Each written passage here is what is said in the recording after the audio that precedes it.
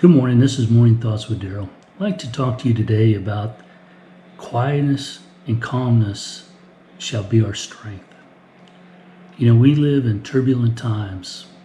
Right now the COVID's out there. The division within our country seems to be pretty extreme. And times are really kind of crazy. But we can live in peace and we can have trust in the Lord. I'd like to read a verse in the Bible, Mark chapter 4, verse 39. He got up, rebuked the wind, and said to the waves, "Quiet, be still." Then the wind died down and it was completely calm. So even in the storms, as we read right there, Jesus calmed the storm.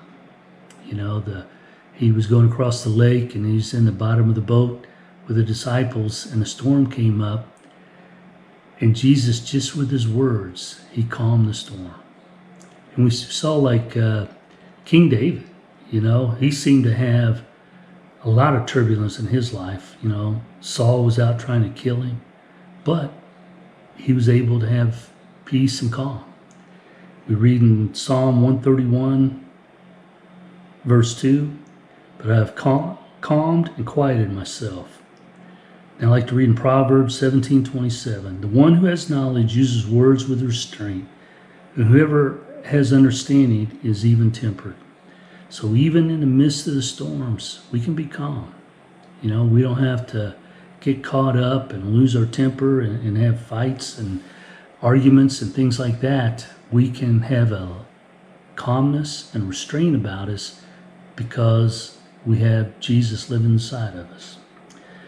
In Isaiah chapter 30, verse 15, it says, "This is what the sovereign Lord, the Holy One of Israel, says: in repentance and rest in your salvation, in quietness and trust in your strength. But you would have none of it." Because we fight not against flesh and blood, but against principalities. Now I'd like to close in Ephesians 6:12. "For we wrestle not against flesh and blood, but against principalities, against powers, against the rulers of the darkness of this world, against spiritual wickedness in high places." And the way we fight with that is stay close to God, draw close to Him, and let God fight our battles for us. You have a wonderful day.